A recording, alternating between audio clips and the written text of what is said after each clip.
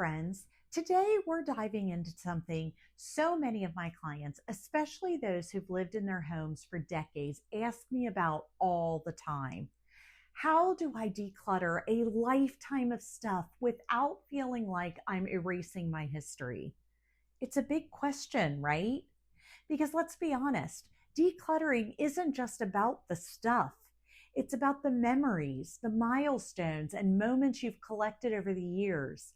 So if you've ever opened a closet and stared at your grandmother's dishes, your kids' preschool art, or your high school yearbooks and thought, I just can't toss these, you are not alone. I get it. And today I want to walk you through how to declutter without guilt and without feeling like you're tossing your whole life into the donation bin. So let's get started.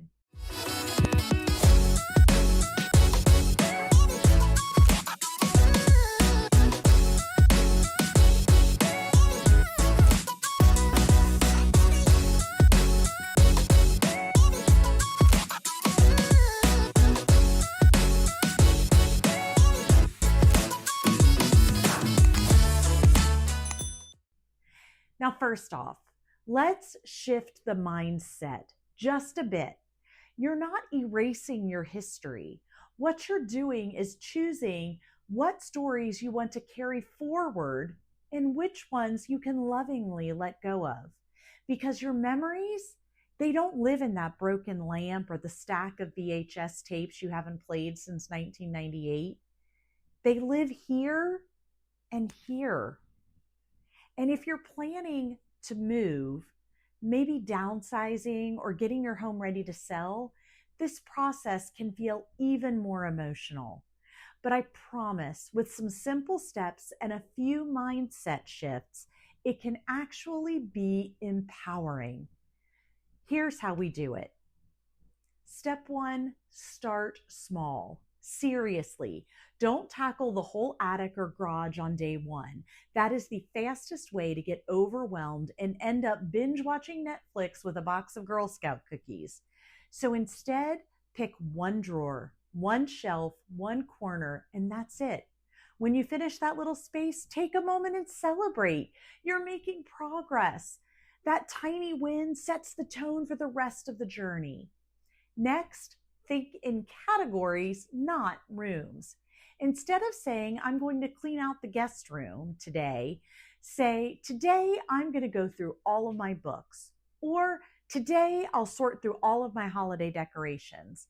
That way you're not constantly redeciding the fate of the same type of item over and over again. Now, let's talk about the hard stuff, the sentimental items. This is where most people freeze up, and understandably so. Here's my advice. Keep the best and let go of the rest. You don't need every birthday card you've ever received, but maybe keep that one that your daughter made for you with the glitter and the stick figures and the crooked heart. You don't need all 12 boxes of family photos, but how about you pick the ones that instantly take you back to a happy place and put those in a special album or a frame? If it helps, take a photo of the item before you donate it or toss it away.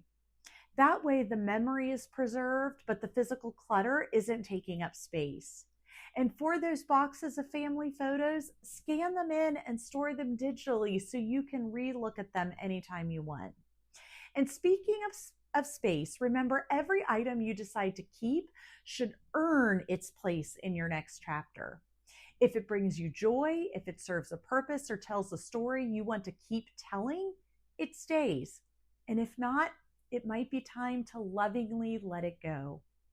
Now, I know someone out there is thinking, but Sara, what if I get rid of something and I regret it later?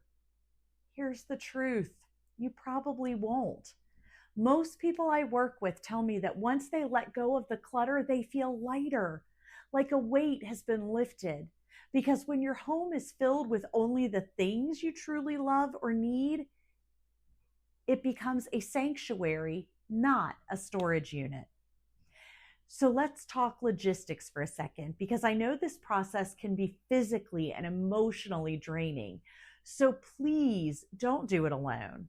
Invite a friend over, call your kids, make a playlist of your favorite songs, and take breaks. Hydrate, eat snacks, celebrate every bag that goes out the door. You could also try setting a timer, maybe for 20 minutes, and just declutter during that window. When the timer's up, rest and come back again tomorrow. This isn't a race, it's a process.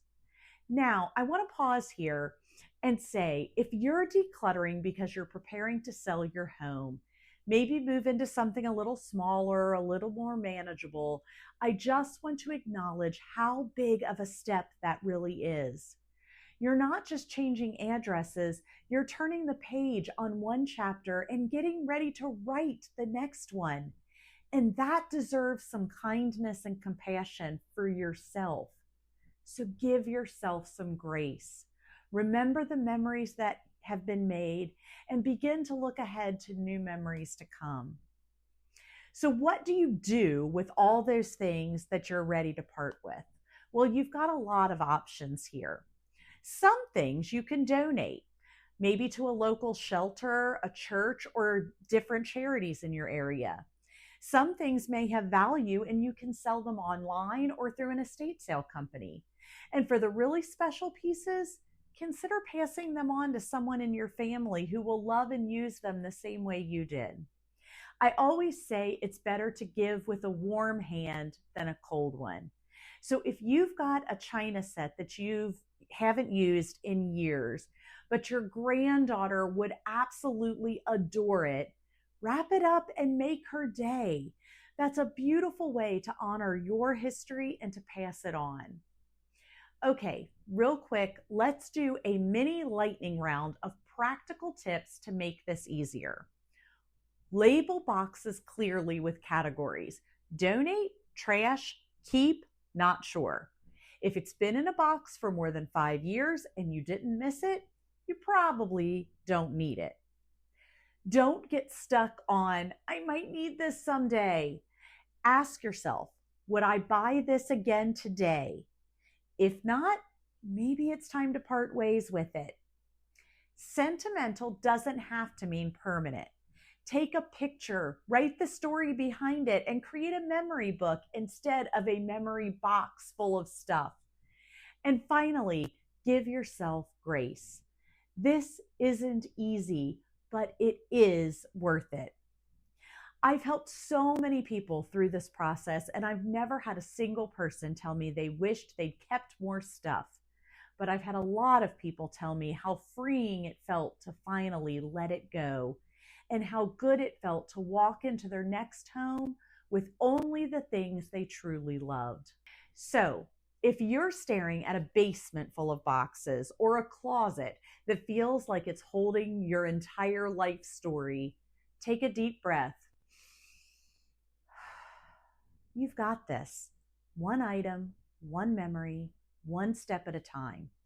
And hey, if you're decluttering because you're thinking about selling your home here in Northern Kentucky and you want some guidance, let's chat. I would love to walk that journey with you and help make the transition as smooth as possible. If this video gave you a little clarity or encouragement, give it a thumbs up and hit that subscribe button so you don't miss more real estate tips, moving advice, and maybe a little pep talk or two. Because let's be honest, we could all use one every now and then. Thanks for watching, and I will see you on my next video.